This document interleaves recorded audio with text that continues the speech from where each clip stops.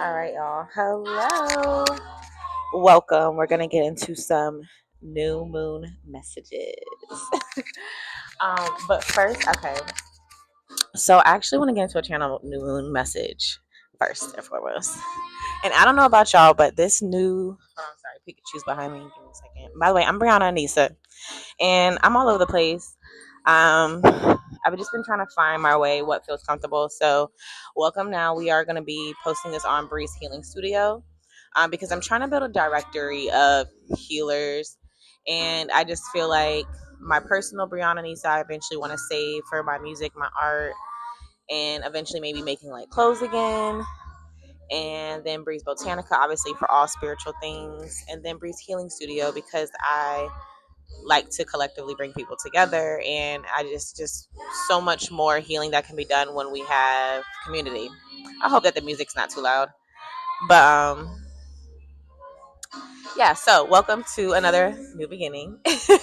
And I don't know who needs to hear this, but I've been seeing this a lot. It's like I've evolved so much over the years. Like people don't realize, like in the age of social media, a lot of people um don't realize that you watch a lot of legends and moguls in the making. We get a closer look than we used to, I feel like. And I'm not saying I'm a legend or a mogul in the making. I mean, I might be, but we do get to watch people who are meant to make change, whether it's just in your community, in the world in some way, any sort of positive change in the world. Where was I going with that? Basically, we get a closer look at it now. Okay. And I just feel like when we allow people in those eyes, sometimes it can force you or restrict you from changing and evolving. But for me, I'm just watching people watch me find my way until I get to what really sticks and what feels the best and what what stays for me. So I've just been allowing myself to create and express myself for years and just shift, pivot, and rebrand as much as I want to, without any like what any boxes, any constraints, any. I just guess not. I want to say not focus on the criticism, but then I also want to say with no fucks given. So I guess both of those, however it's supposed to be. But yeah, I don't know. I also just feel like a lot of what's been going on through this new moon and prior leading up to the new moon, because I feel like a lot of things happen in our life in order for us to heal, so that by the time we align with the new moon, we know what we're needing to release, what we're wanting to release. And a lot of times people don't even realize that that's what they're going through because they're just in tune with the cycles of the moon. Whether you're conscious or unconscious of it, because I sometimes watch people who aren't conscious of what's going on with the moon and they still are floating through the time. Like they're still going literally with the flow of what's going on, you know? So I do feel like this new moon brought to surface a lot of our own darkness, our own. I feel like this new moon was heavy on shadow work. It was heavy on self-reflecting, on also knowing that, no one's perfect. I feel like what I've learned most is because I think a lot of us want to find love. I do. But I think in my quest of aligning with love that's for me, I I refuse to settle. I refuse to settle for a lot of things. So I can come off very aggressive or stubborn or ghosty or a lot of different things, honestly, because I like to give people a chance. I like to be open minded. I don't like to judge. Um, I like, and sometimes, honestly, I'm known to date me an ugly nigga.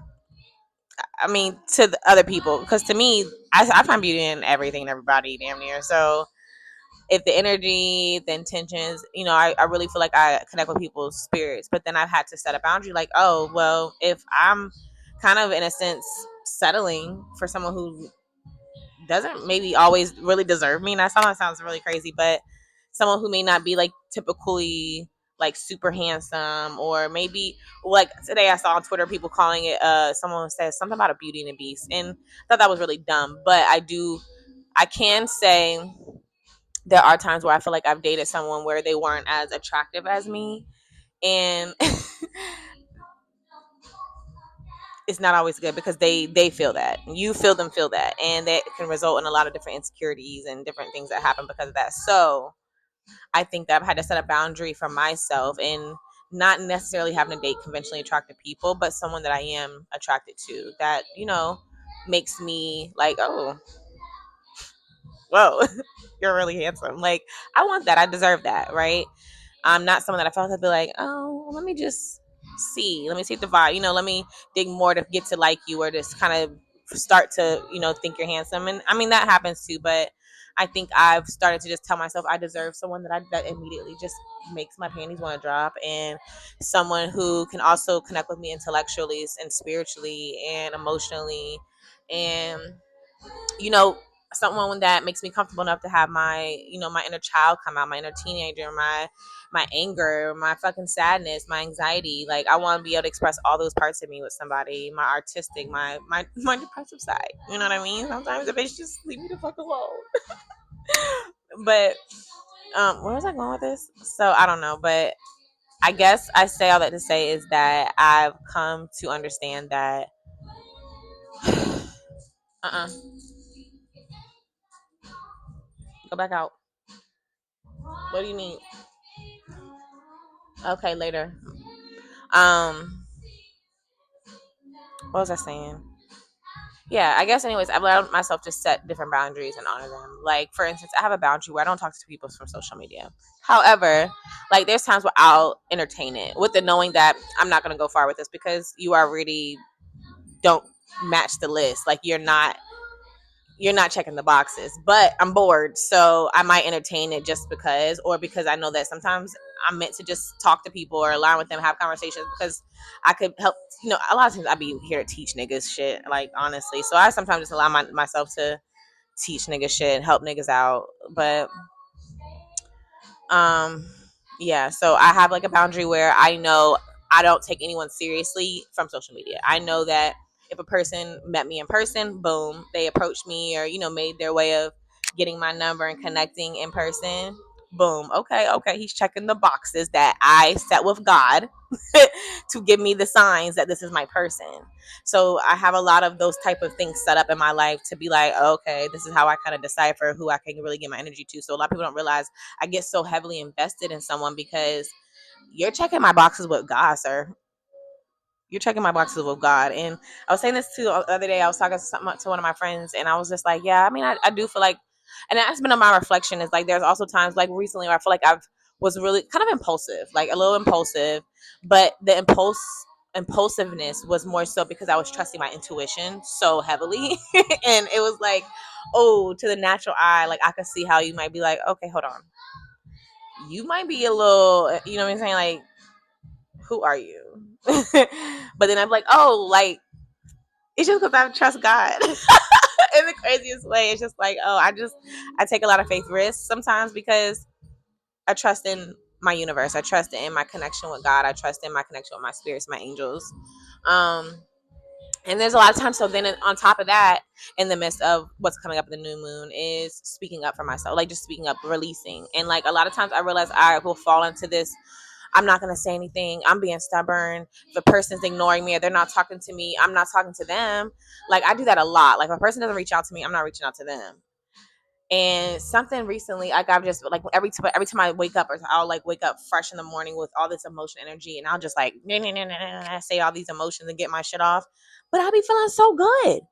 And Twitter, Facebook, whatever, they'll tell you like, oh, don't send the paragraph, bitch. I be sending that paragraph, maybe 2 paragraphs, maybe 3 of them hoes, and I feel good. And then shit starts to shift in my life. Like, when I start to send those paragraphs or I say what I need to say, things start moving and I start feeling clarity. So I've been like telling myself, remembering like, yo, you have to be who the fuck you are too. Like, there's this energy of, or this balance of um knowing how to communicate, saying the things you need to say without harming people and hurting people, I think is a big lesson for me. But also not saying that you can't say what you need to say. Like, still speak up. And even if a person doesn't reach out to you, reach out, say what you need to say. But it doesn't have to be rude, it doesn't have to be disrespectful, it doesn't have to be aggressive. Like, you know what I mean? Like, I'm learning to soften my tone. I'm trying to learn how to soften my tone and my approach and my perspective. You know, a lot of times my perspective is skewed because of my past traumas and triggers. So it makes me start to project onto people in the present. And it's just like, what are we doing? What am I doing? You know? But then it's like, you know, I have to give myself grace. Like, oh, we're learning these things in real time, because then boom, next topic. Oh my God, I'm gonna have to do this ramble for this whatever this is. But and then there's times where, oh, don't do that, Brie. I forgot what I was about to say. Um, so the next topic was love. And I just feel like, you know, when I feel like I always receive that when you align with love, or even love connections, that's not always meant to last forever, but most love connections are in your life to trigger you.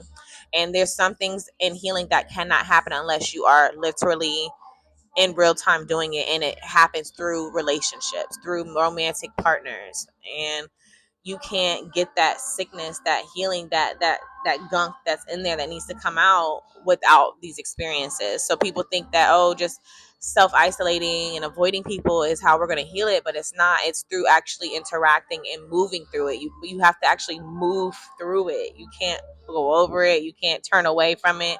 You can't avoid it. Like, you have to move through it, through experience with people in relationships. And when you find love, you're going to be triggered, because you're going to have to see, is this love capable of withstanding and or being able to handle me, or you handle them at their worst, straight up. Like, and I don't know if people, if that's trauma toxic, or me not trying to fully give into the fairy tale, like, oh, you know, and it's going to be so perfect, you won't have to argue. I just don't believe that, because I think you have to know how to have the tools to navigate real life. And I think when you're put in real life situations, you get to see in real time how we navigate, how we pull through, how we get stronger, and make the choice to either, you know, continue to do that. So I think a lot of times we have to learn too, as psychics. If you're tapping in with this video, then you know that you are a psychic, a healer, an empath. You're someone that's very intuitive or in tune with them energy and emotions, that a lot of times will know things or feel things with people. So then it causes us to be like, well, what the fuck is going on? Why is this not moving in this way or this way? But we're not realizing that we still have to go through the experience. We can't just see the vision that we saw or what we felt and be there. No, it's going to take time to build that or to get there. It's like, it's a journey, and we have to learn how to surrender and enjoy and witness and grow and literally just be present with the journey. So, yeah. And I think overall, what I've been learning through it all, through all the lessons and everything, is that through the journey, the best way to navigate this journey and to stay grounded in this journey is to create happiness for yourself, to stay up on your self-care, your wellness, your creativity, whatever it looks like for you. Like right now for me, it's been building my home and creating a space in my home that when I wake up, something that's always important to me is I just need to wake up and I can feel good. I feel cleansed. I feel clear. I feel like things are put together. I feel homey. So I just been really trying to make my home feel more homey, because I've been like scattered out a lot lately and all of moving. I've been moving a lot and just all over the place, quite literally. So I'm just ready. I'm just trying to ground everything and make everything make sense and put everything in order. And I think it takes time for us to do that. We have to literally move things around and go through things to finally figure out what that looks like and what feels good. So I don't know. In some way, I just feel like there's a cycle that's finally completing, because we've done the work, we've done the searching, we've done the soul searching, the experiencing, and now finally we can close out a cycle with the necessary shadow work. Um, I think in order for us to evolve, it depends on how deep you're willing to go within. So depending on how deep you went within and how much shadow work and how much you were willing to reflect and to grow, and not saying that you had to grow overnight, but that yearn in your heart, that intention is what helps you to jump and align and shift. So yeah, that is my new moon rant channel message. Thank you guys for watching. If you guys can, please subscribe to my new channel. I'd be really grateful. Like and subscribe and share.